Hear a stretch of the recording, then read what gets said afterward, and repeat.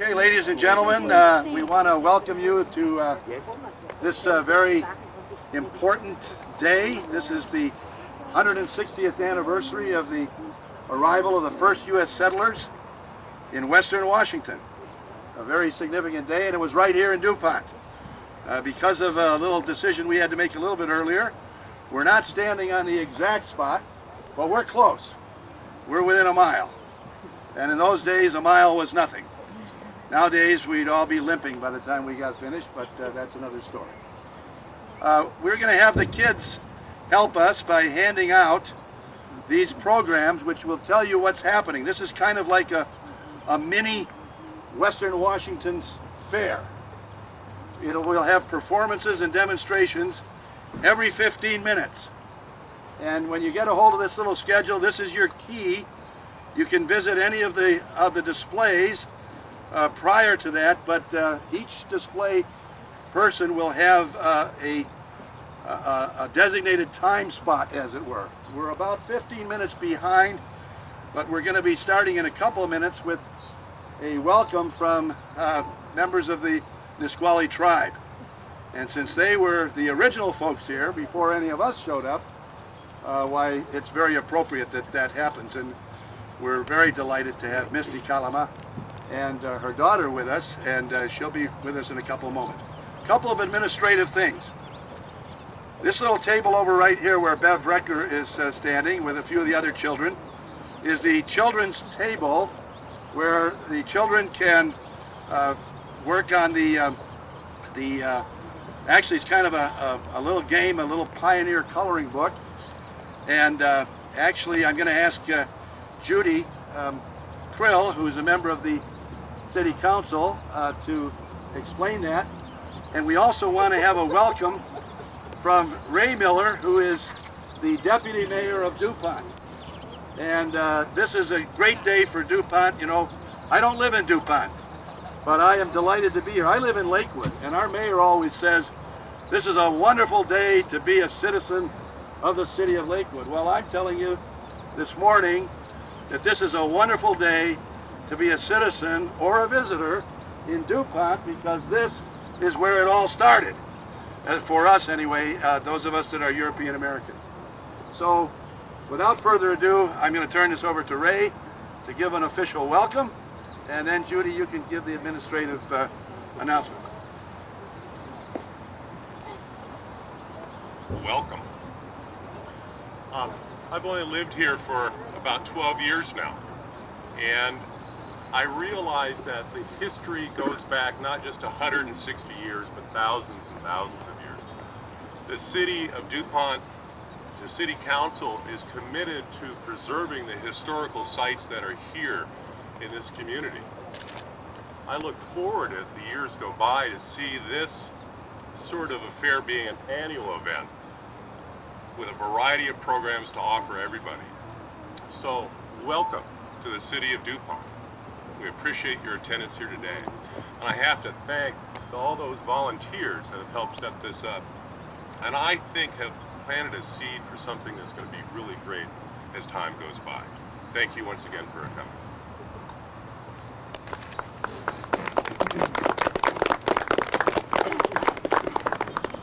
Okay, thank you for coming. We're sorry about all the site changes this morning. Just some housekeeping things. According to the fire department, we really need to have all of the cars back over in that area. That's why we asked you to move. Thank you very much. Bathrooms, unfortunately, the porta potties are over on the original site on Center Drive. Probably too long a walk. What we do have open is the community center, which is a block and a half down on the right. It's the white square building. Go in, ladies on the right, gentlemen on the left. So that's kind of how we're going to have to do this. For children's activities, coloring, drawing is going to be on this table here with Mrs. Rucker, as Jim told you. There are active games for the kids behind, over where the chair and the red blanket are. And then for slightly older kids, in the area behind the tent, where the trees are that's roped off, is darts and adalal. Now we roped that off for safety reasons, and you do need to stay away from that. Those darts are legal. So don't walk behind it. watch, know where you are when you're walking. But we really encourage the kids to get out and give that a try. It's pretty fun. Right now we've got coffee, hot water for cocoa, tea, baked goods. By noon we'll have some hot dogs and beverages. Thank you. Have a good time. Look at your programs. If you don't have one, raise your hand. The kids are going to get these programs out to everybody. We're going to have we're very pleased to have Misty Kalama with us and her daughter from the Nisqually tribe. And I have asked her if I think she's just getting... Yeah. We are honorable friends and relatives. Hello, welcome. Welcome to our traditional lands here, the Sequalitchew and the Nisqually. A lot of our families are intermarried with the Puyallup people also from Nisqually. I'd like to ask one of our elders, Sherman Leshai, who is here, and Alan Frazier, Teed Buddha, and my child, Aklahochli, if you would come up please and stand here with me today.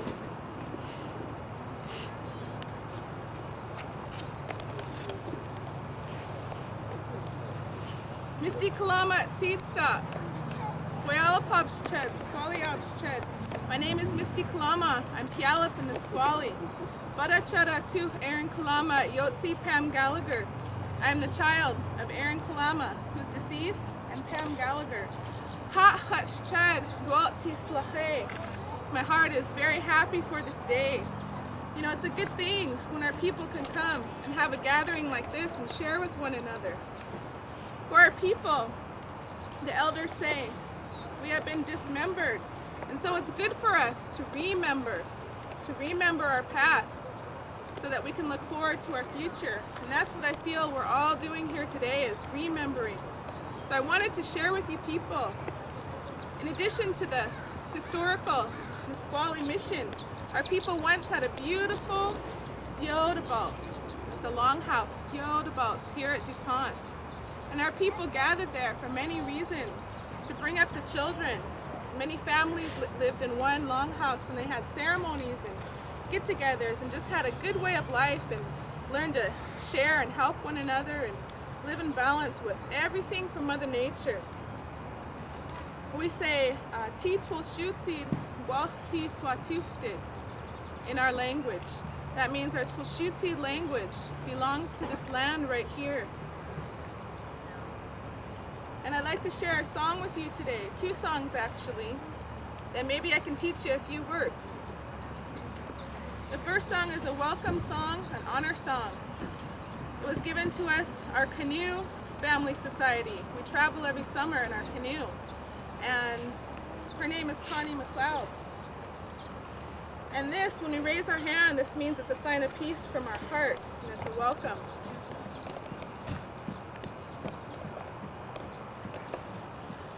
Hoo-yay, hoo-yay, hoo-yay, hoo-yay, hoo-yay, hoo-yay, hoo-yay, hoo-yay, hoo-yay, hoo-yay, hoo-yay, hoo-yay,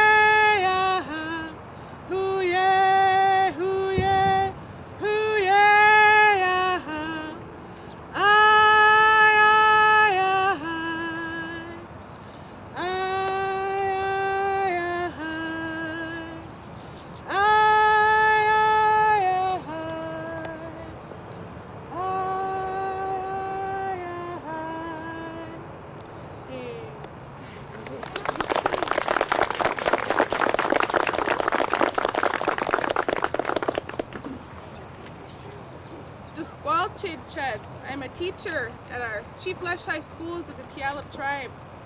I teach our native language Twashutsi there.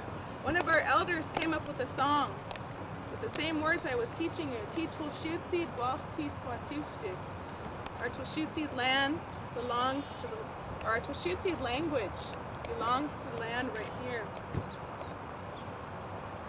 His name is Zalmai Zahir, and he came up with these songs for us to share at gatherings and with the community.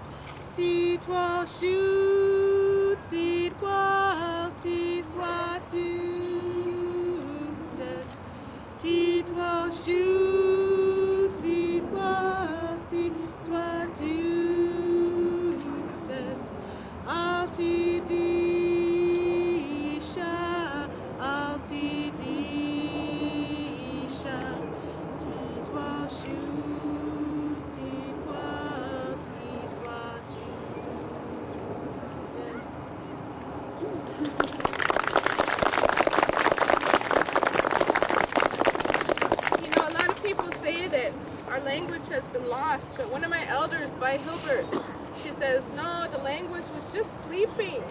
It was just sleeping for many years, and now it's starting to wake up, and it feels good to hear our people speaking our language again. It feels good to have our little ones being brought up in the schools, learning our language.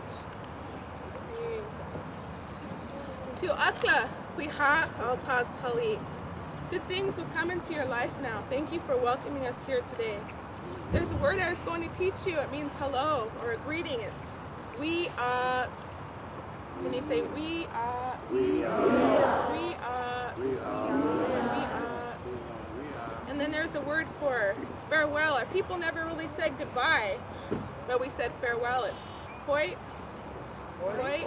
Hoi. And then take care, we'd say lob zabut. So I would ask that as you remember throughout the day in the Nisqually Mission, you would remember our people coming and sharing with you today a little bit more about the history of our ways and of our longhouse that was here in this land. Thank you. Thank you.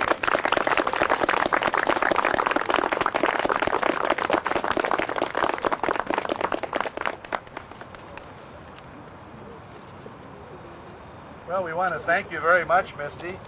That is great. I think she deserves another hand to stand out here and be able to project her voice like that. Thank you so much.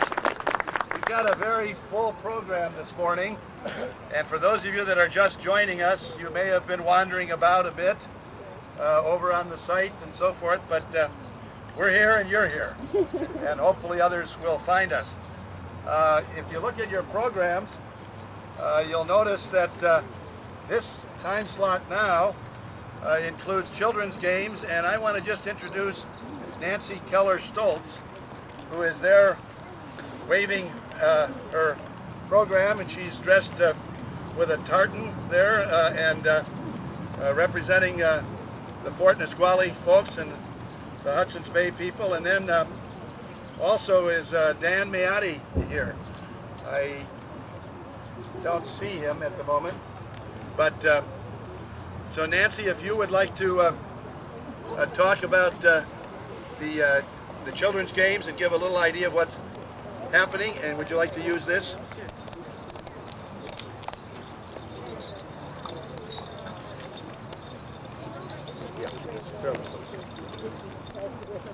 I'm from Fort Nisqually, and I represent the mixed-race wife of a Hudson Bay employee about 1855. What we're going to be doing over on the blanket behind the tent here is 19th century games. We have a couple of things. My daughter Claire is here with me, and she'll help show kids and adults too. Anybody can participate. So come on over and talk to us. We also have a little spot inside the tent to tell you about Fort Nisqually, because Fort Nisqually was very much part of this territory, as most of you probably know. So I'm glad to be here. Thank you. Thank you, Nancy. So for the next 15 minutes, if the kids that want to get started on the games, and then we'll just kind of circulate around, take a look at the exhibits, and watch for the next blue light special, which we will announce at about 10:45. And that will involve some musical entertainment from the Pioneer Children's Chorus.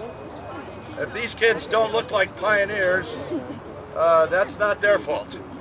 They are on a pioneering effort, and they're going to entertain you with some music, and I think you'll be very interested in what they sing and the dialect that they use when they sing it. Just a little bit of advance notice. It's actually going to be in Chinook, which is the trade language for the various tribes in this area. So that'll be at 10:45. And meanwhile, we will ask the Lord to send this sun a little bit stronger. Actually, this is all part of a British plot. This morning at 7:30, we had to make a decision whether to hold it out there. It was pouring rain at the time. The guys who were going to set up the tent, which, by the way, 168th Engineer Battalion very graciously set up this tent. And if it looks like it's really a great job, or if it looks a little sloppy, the officers did it. So anyway, we really appreciate that. But I think it was a British plot to rain upon us, because they would like to still have this territory. But we've got it, and part of what we're celebrating today is one reason why we've got it. So just, how do they say, you just kind of schmooze around a little bit, or mingle, and then at 10:45 we'll have our next presentation. Thanks for coming. Clear on the left, clear on the right. There you go. Yeah. There you go, Hugh.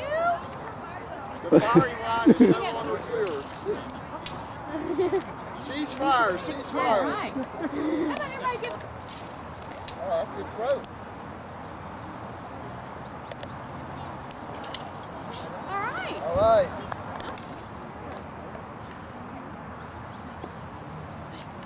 Oh, yeah. All right.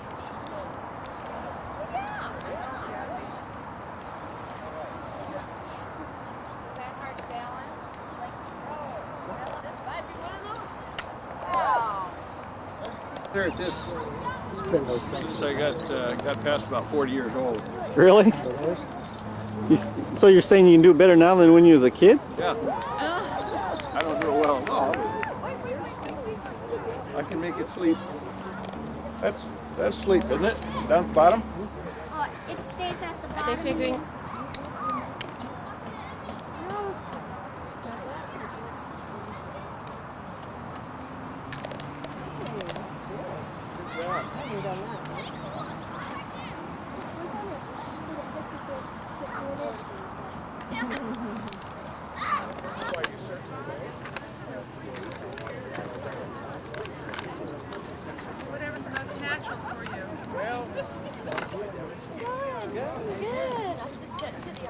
are you?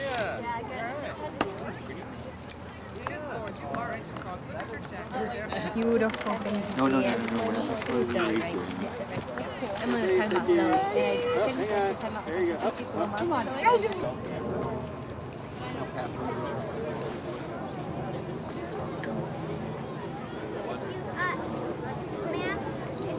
Are these fossilized? No, they're just regular amber, just real dense. The large one's moose, the smaller one are elk, and the small one moose. Here in the west, obsidian, cherts, chalcedonies. Here in Washington, western Washington in particular, you'll probably find more often materials like you see there on that leather pad. A lot of cherts, chalcedonies, petrified woods. Very nice material. Is it plentiful? Those materials are, yes. Obsidian is not. It's not very common here in Washington. Most of the stone you see here is from Central Oregon.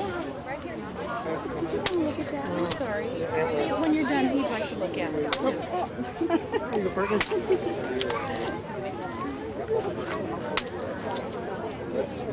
What I'm trying to do right now is just try to get off the exterior pieces of stone on this obsidian, try to shape it up a little bit, and get it ready for making some tools.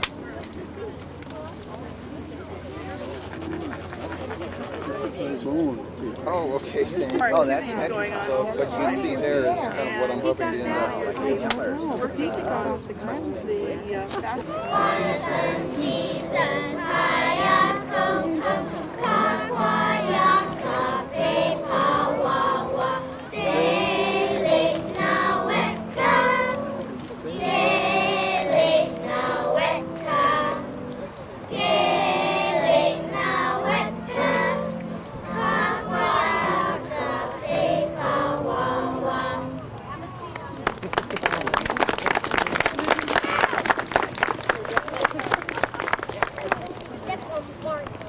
Thank you very much, Children's Choir. They're going to pose for their official photograph here, looks like. Are they? Well, there they are, and I see people with cameras, so that must be an official photograph. Let's get everybody in there who's supposed to be in there. And now, if you want to hear this gang again, this afternoon at our dramatic reenactment, they are going to be participating in the drama, and they're going to be singing again, and also they will be learning Lashutsi. They'll be learning to count 1 to 10 in Lashutsi, and so that's going to be kind of an exciting thing this afternoon at 1 o'clock. We have another treat available right now, and that is that we have the Von Weed family singers. Now, they don't really have a Von in front of their name, but we've heard of the Von Trapp family singers, and so we just thought we'd throw a Von in there.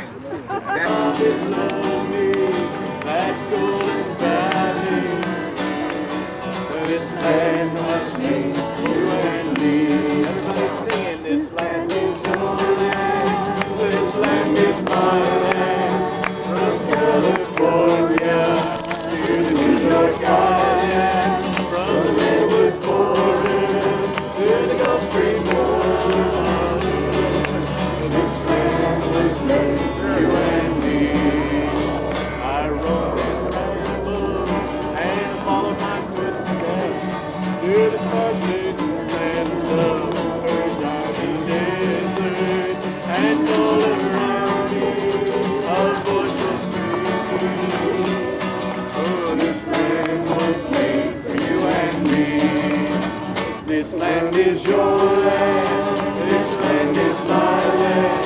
From California to the New York Island, from the Redwood Forest to the Gulf Stream water. This land was made for you and me.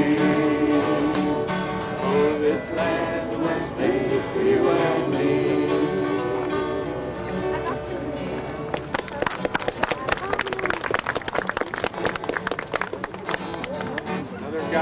song some of you probably know.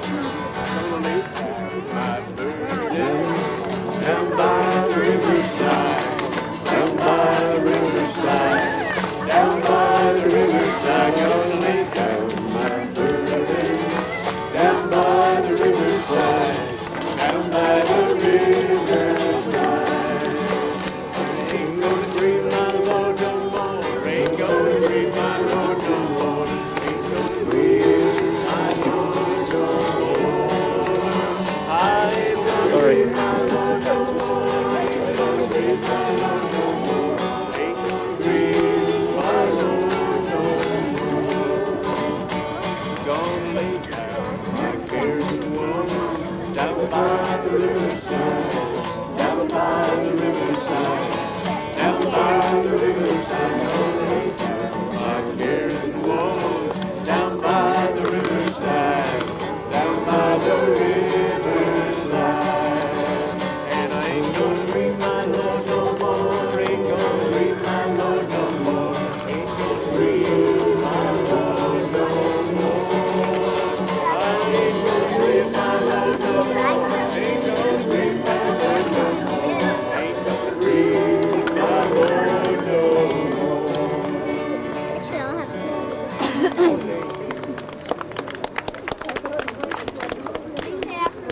One more, I know we all know.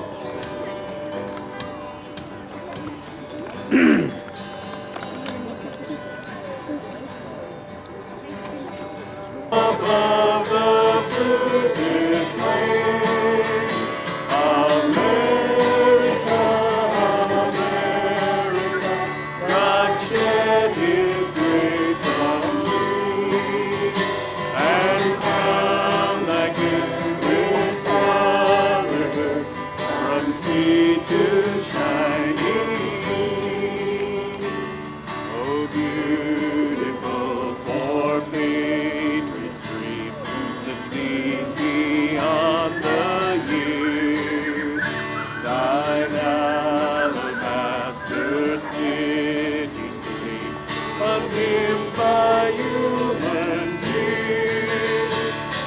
America, America, God shed His grace on thee, and crown thy good with brotherhood from sea to shining sea.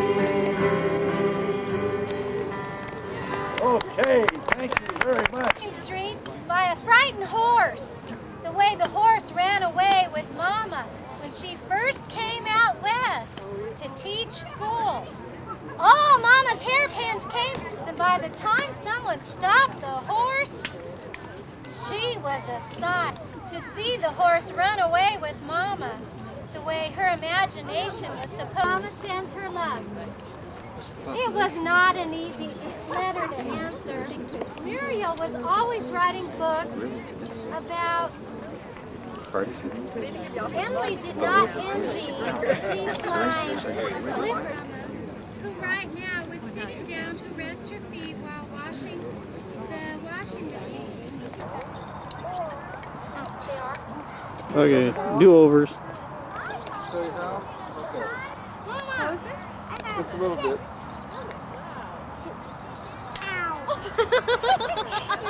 Big window going back and forth. Now, I'm not a descendant of Dr. Richmond. I'm a descendant of his brother, who is my great-great-granddad. But I have been in contact for years with many of Dr.